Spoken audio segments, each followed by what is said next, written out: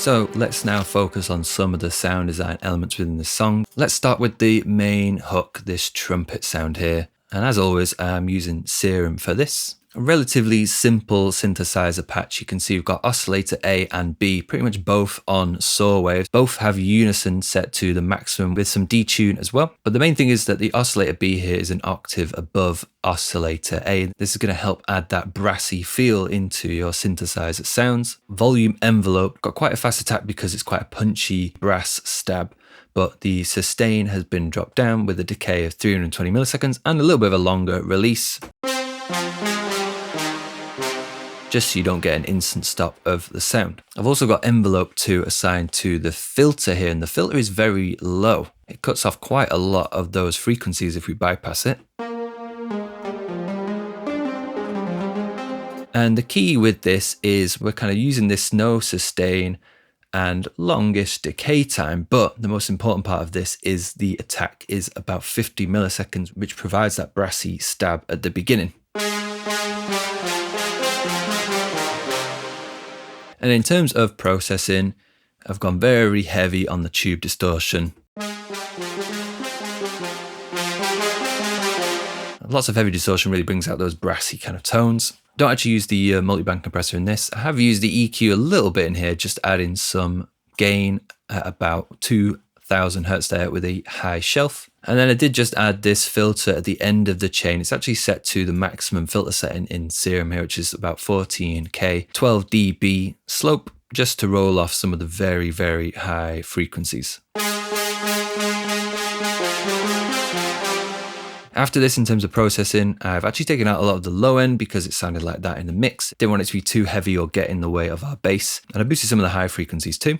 We've got an OTT on after this at 23%. And then these filters over here are used for automation. Let's talk about the bass. Two separate parts, the sub bass here and the wider, brighter bass above. So the sub bass sounds like this.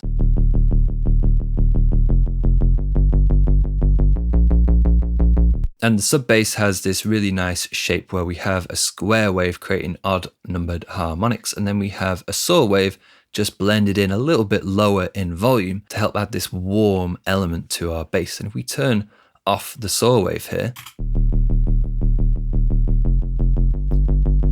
here it sounds pretty nice, but when we turn this back on,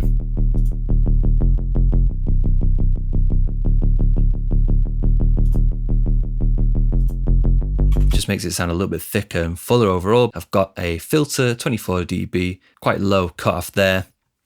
Envelope 2 is affecting that filter cutoff with a fast attack, 500 millisecond decay, and 0 sustain. There's actually no other processing inside of Serum here. I've added a little bit of a boost in an EQ, about 3 kilohertz, to add some extra presence to the attack of the bass sound.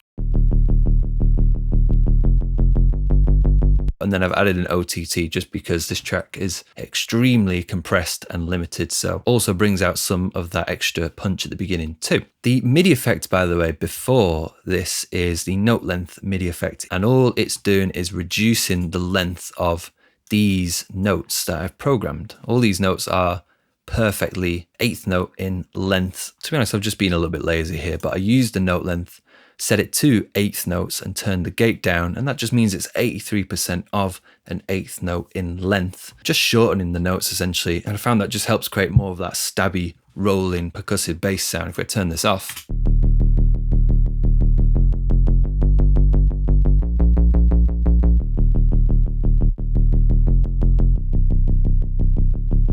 and as I said before, the wide bass sound here is just getting fed the MIDI notes from the track above. And in here, I spent quite a while messing around with this sound. I wasn't too bothered exactly how it sounded though, as long as it sounded plucky and wide were the main two characteristics. So we've got a saw wave and a square wave. Saw wave is an octave above. Both have unison turned on as well. I've also got some white noise layered into the sound.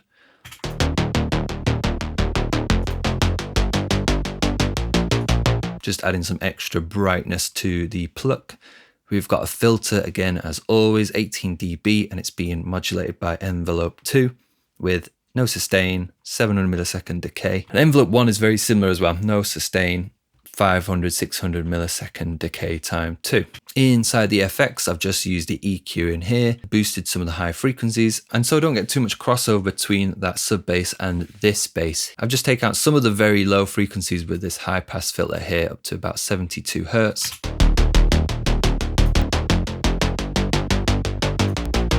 And it might create some phase issues at that crossover point between the two, but just wanted this bass to be a little bit lighter. So I'm not just stacking lots of low frequencies on top of each other for no reason. And then again, I've added another OTT on to here with an 18% depth. Now, whenever you're layering synthesizers, especially bass ones, I'd always recommend to group them together and then add some plugins and effects onto the group to help glue those two layers back together.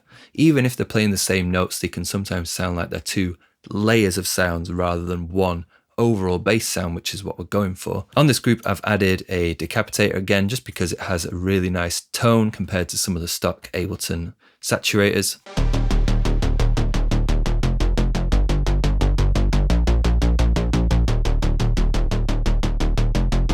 And it's not doing loads, but again, the distortion is going to help blend those two elements into one. I've got an OTT on here again, so many OTTs, 19% though, very low. And the main reason for putting all these OTTs on is just to bring up some of those higher frequencies. And sometimes when you try and do this inside an equalizer, it can sound a little bit harsh. So that's why I like to use OTT to help bring those high frequencies up. And then we've got an EQ after here.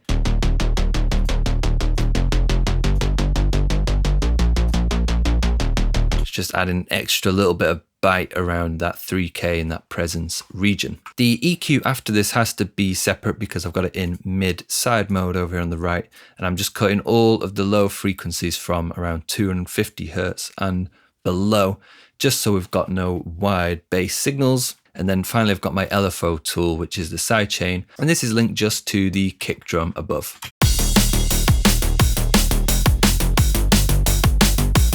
And then the final auto filter here is just for automation. The piano group is pretty simple. It's our Ableton Grand Stock Piano. The auto filter for automation, a little bit of glue compression just to control the punch and the tail of our piano with a long attack and a medium release.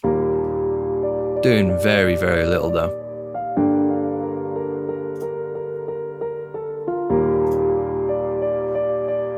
The organ layer below is a serum patch, fairly simple, kind of like an organ sound. I've just used a saw wave and I've used the harmonic series on the third harmonic just to bring out some more mid frequencies. Filter to cut off all of those low frequencies. Again, all the patches will be in the description, that's why I'm not going through them too much, but you get the idea. This is the Reese Bass above, which I actually use Diva for, just for variety, and because Diva is very good at creating these warm, low, subby basses. And in here, all I've got is two oscillators turned on, both set to saw wave, and I've detuned one to -31 cents, detuned the other to about +30, just so that they are equal and opposite instead of just tuning one up or down.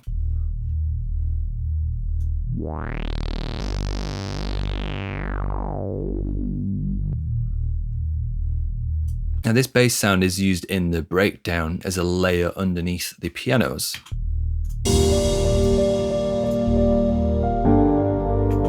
And therefore I didn't want it to be too subby. If it's too subby, it might detract from the drop later on. So when I brought the filter cutoff down here, I've also brought the resonance up. If we look on Pro Q3 here, you'll see what that's doing is it's accentuating some of the upper harmonics more than the fundamental on the left there. If we turn this off, you can see that fundamental, the lowest bump there, is the loudest.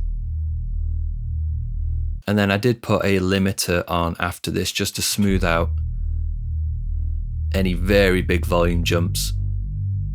Going on to the drum bus, I spent a lot of time making sure that the kick and the snare sounded right, sounded punchy enough. This is what the kick drum sounded like before. The volume has dropped quite a bit though, as you can see it's at -8. Did quite a lot of EQing just to get it to a point where it sounded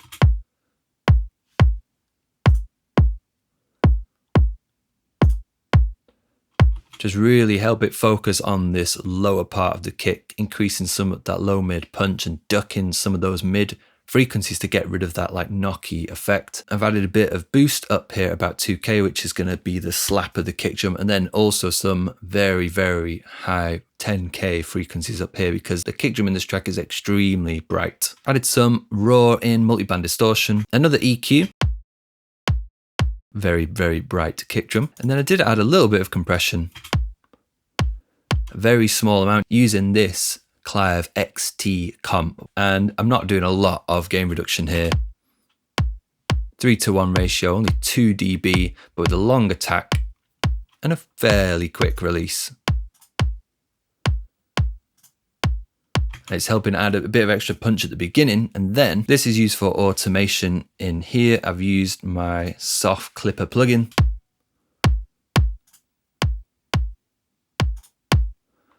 And before you can see the volume of the kick, it's 3.4 dB. After 3.5, 3.4 again, but you can hear it's a lot louder because I'm using soft clipping to increase the volume back up. The snare is a similar story. We've got loads of different layers within this one snare cell here. We've got this low acoustic snare from my sample vault. We've got this higher pitched, snappier snare sample.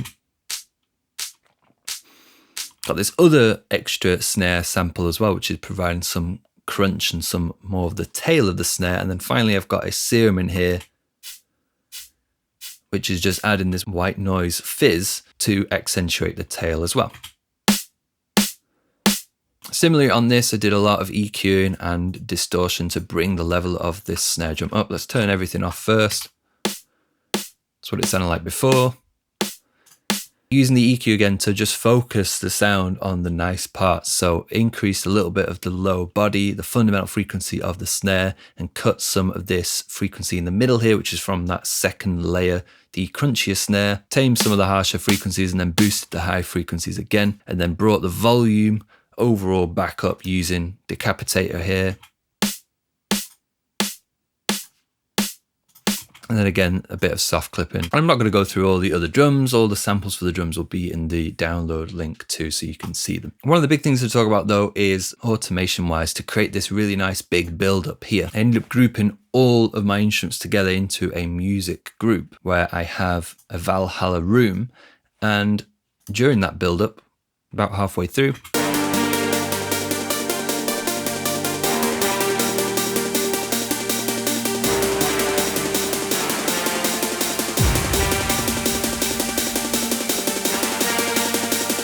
you can see I automated the mix to go all the way up to 100%, so the musical elements drop further back into the mix as they do in the song too, which is a great way of just removing some of the focus on those. And at that point as well, the drums start to come in and the vocal of course plays too. And you could also sidechain this musical group to your kick and your snare drum, which I think is used a little bit in the track, and I ended up using Soothe to do this. Some sidechain dynamic EQing from the drum bus to the musical track here.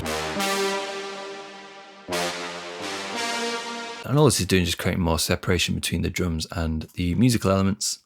And there are lots of other little variations in automation throughout the track. The main reason I wanted to go through this track is because of the songwriting and the melodies. And we've gone through quite a lot of stuff in this video today. Hopefully you've learned a lot and you can take some of these processes into your productions as well. If you're interested in learning about any more of these topics in more depth, if you specifically wanted to look at, say, house tracks, tech house tracks, then I do offer one-to-one online private training where you can basically do this process but with a song of your choice in your genre, and we can also run through your tracks and apply some of these techniques to your songs to make them stand out like the songs we break down here. If you are interested in any of that, go to our website modulateonline.com. You can comment below in the comments here or directly message me on Instagram or TikTok. But thanks for watching the video and I'll see you in the next one.